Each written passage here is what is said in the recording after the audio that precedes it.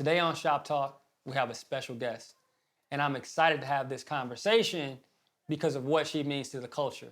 She literally studied the culture, earning a master's degree in African American studies, and she's constantly putting on for the culture through her podcast, Small Doses, her career as an actor, writer, and producer, and her work as an activist. She's smart, she's funny, she's Black, she's Amanda Seales. The hell of an intro. Welcome to the Social Club, and welcome to our show, Shop Talk. Are you wearing leather pants? I'm wearing leather pants for sure. I'm wearing leather pants. You know, certain Shop Talks bring out a certain element. I mean, that's very 90s comedian, you know? Martin was wearing all the leather. Like, everybody was wearing leather when they was coming on Def Comedy Jam. So I feel like you're in pocket. You see what's going on. Okay, so, you know, going back to the 90s. And those are my favorite J's, by the way. Oh, word? Those the threes? Yes. Appreciate the you. black threes with the cement, yes. You crispy yourself, you know what I mean? You little color blocking, you know? Something light for the kids. So going back to you being a kid, right? You started at a very young age, right? Acting, you were a musician, you were a competitive athlete as a kid. And what I need to know first is, who are your parents, right? Who raised you to do all these things? So my mom is a single mother. She is from Grenada. She's a nurse, but I think in another life, with another path, she could have been a visual artist. Mm-hmm. I feel like I didn't really realize this until I was older and she was retired and could like do stuff. I'm like, damn, you're nice.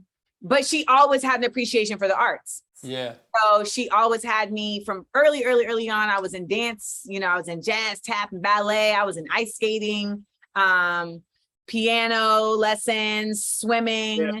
Wow. But she really believed in putting me in like activities and I could just try it.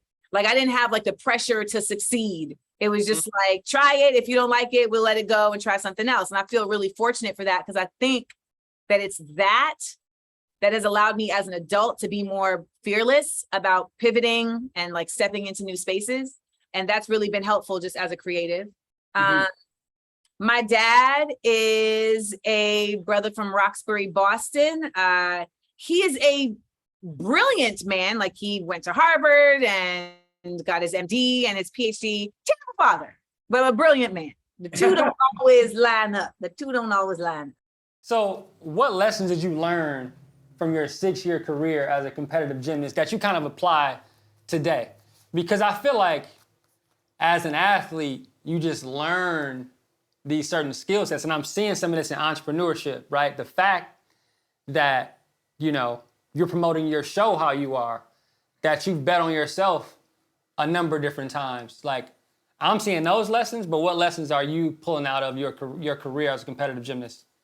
The better yourself one is a big one because a lot of people don't realize that gymnastics, even though it's an individual sport, like you're still working as a team, like all your scores still come together as a team. But it means that because you're on the apparatus individually, you have to bet on that you are going to contribute what needs to be contributed to this team. I can't account for anybody else, but yeah. I am going to show up the way I need to.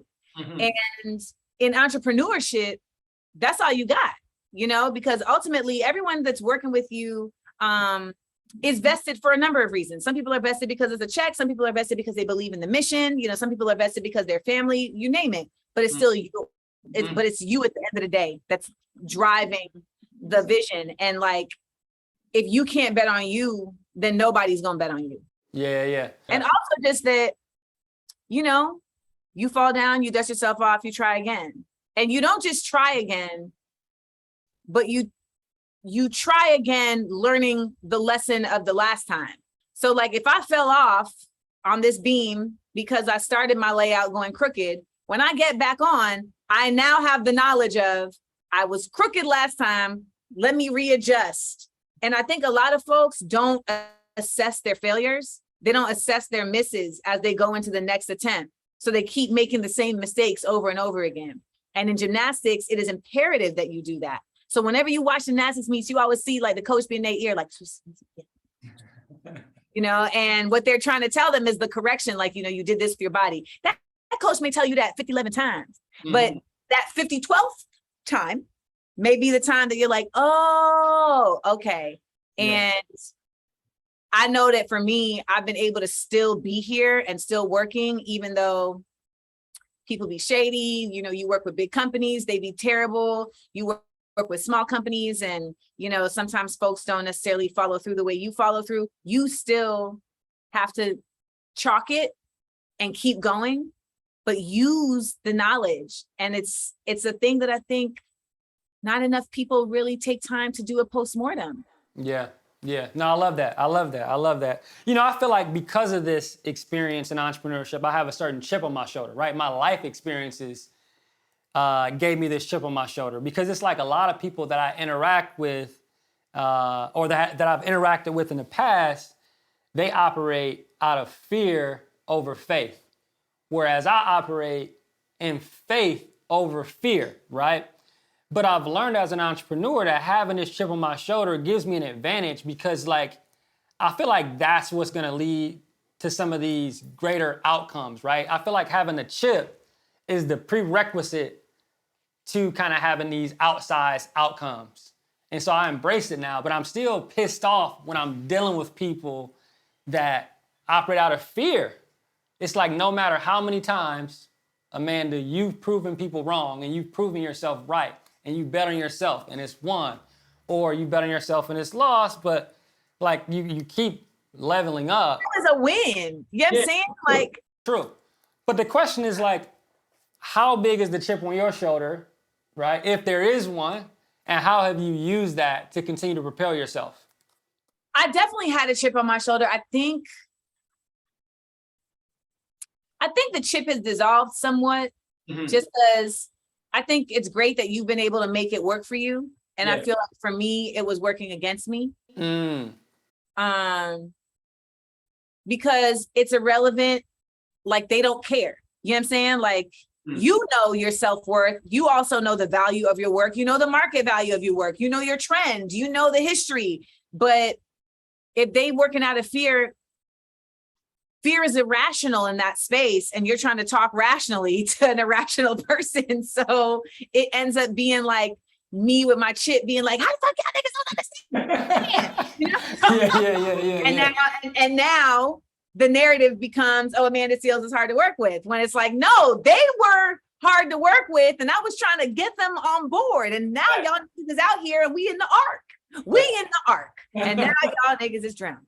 You know? And so I think I had to let go of the chip, but I think there's a part of me that still aligns though with the fact that, like, it's not a chip, it's a confidence.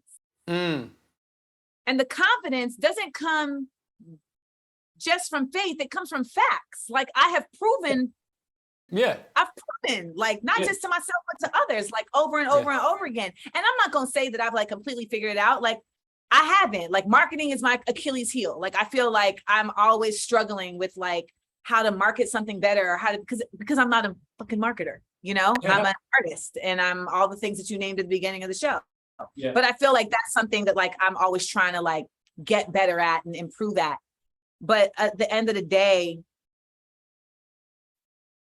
the cost of doing business is that you're going to end up dealing with people that don't believe in you, and you're going to end up dealing with people that have different value systems than you, you know, that have a different trajectory or purpose than you. And the goal is to not let that divert you from what you know you're here to do.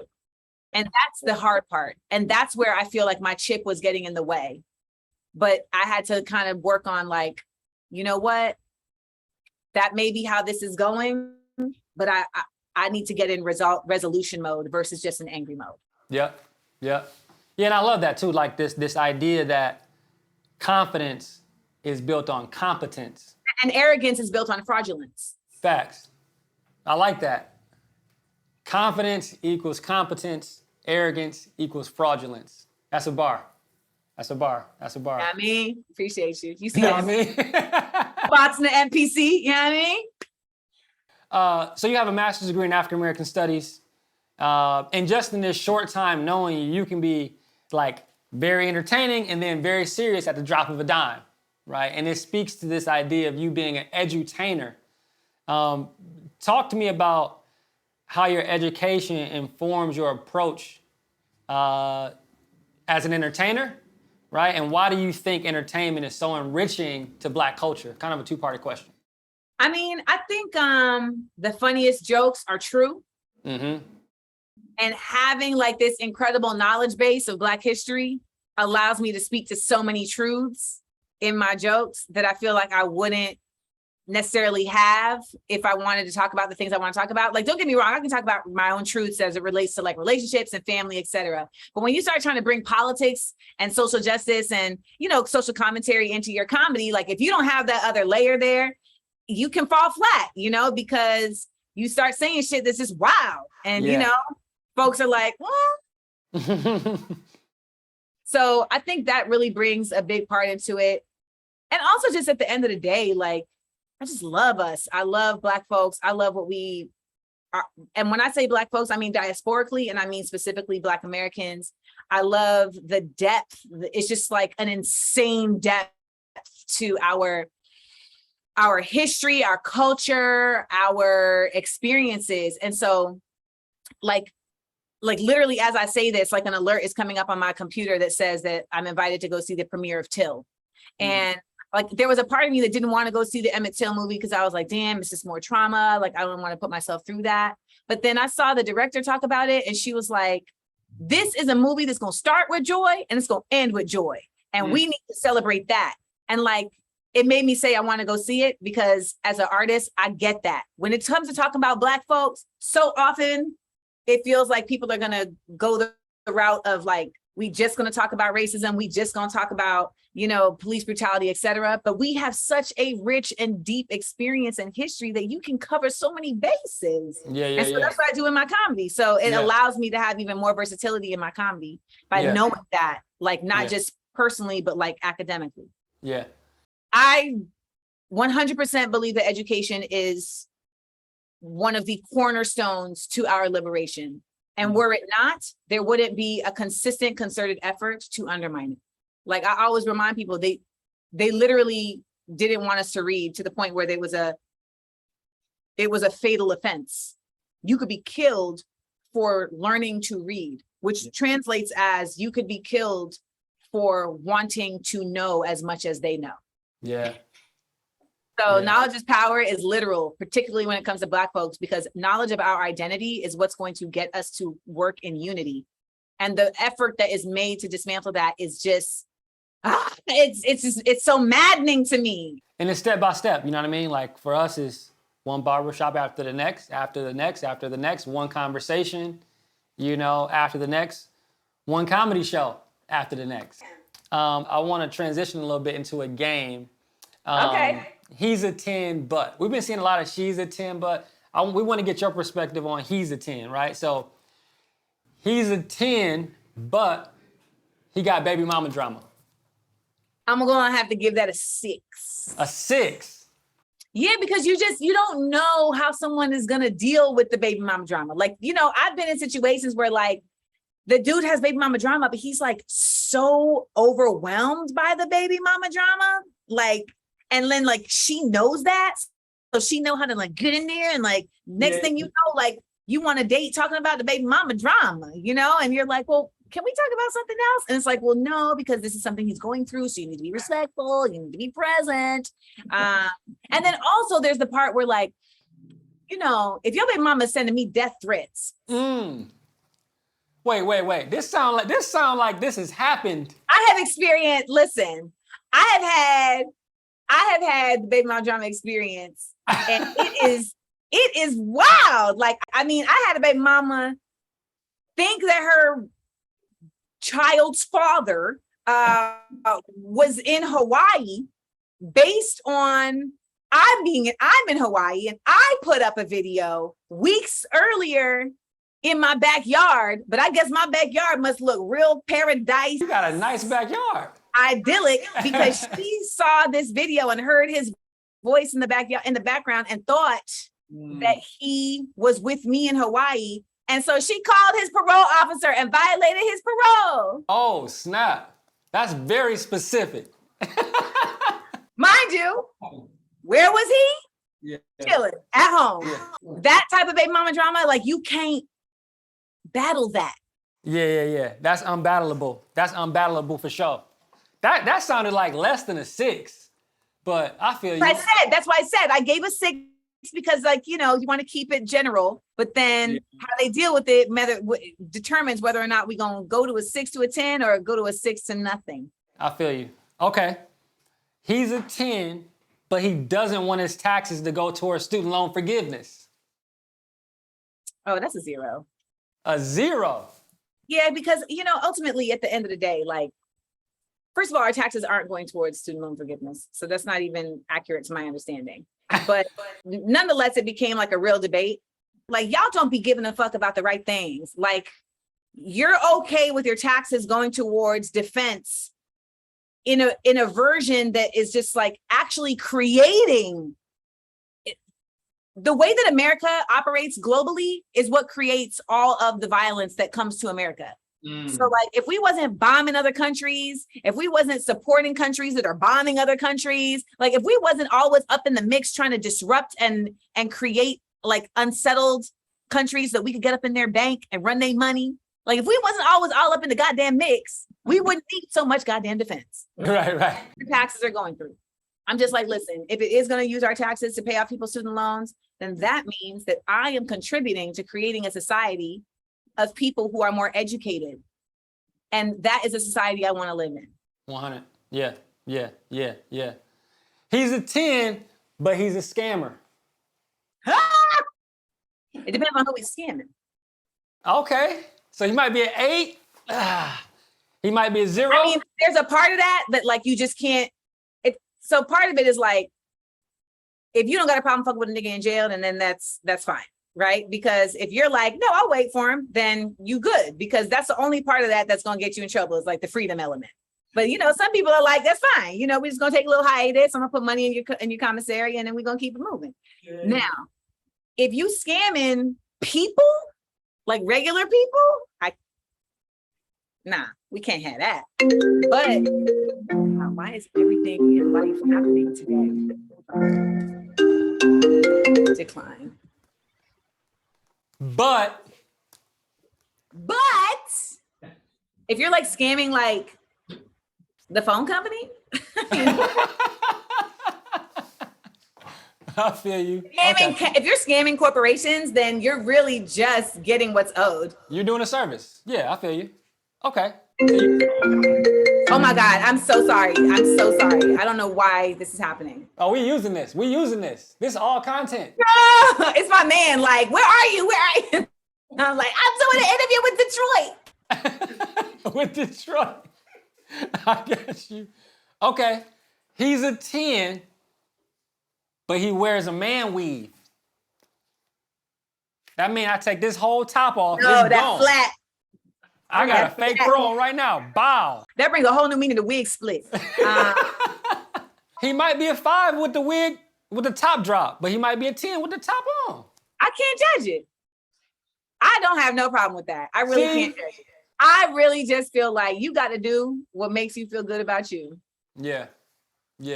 That's real. As long as it ain't gonna hurt me. Yeah. Okay, last question. He's a 5,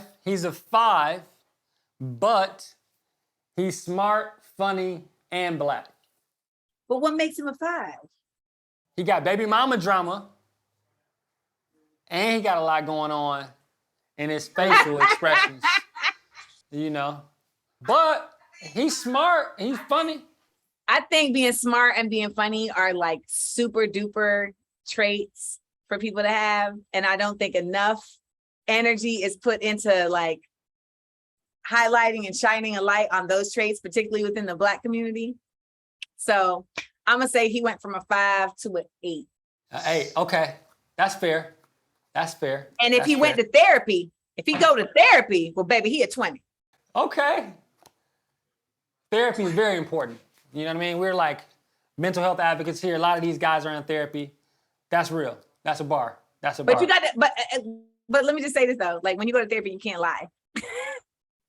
Yeah, that's real too. He said, why you adjusted in your seat? Well, you know, You got it's uncomfortable. tough. So Did I just yell at you? You did. I'm in a house of people in therapy. I'm in therapy, my wife is in therapy, but it's like, and we got a big house, but the walls are thin. So it's like when you stuck at home in COVID, some of those questions you got to kind of lie about because everybody can hear you. You feel me?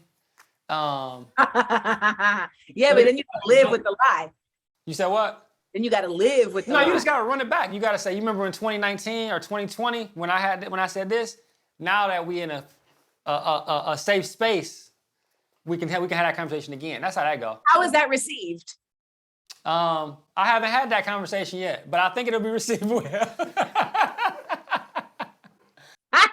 It's just it's protecting more power people to you. around me. I send you well wishes in that effort, but I do think that's the key. Like people be talking about therapy these days, but forget the part where it's like it doesn't work if you're not honest.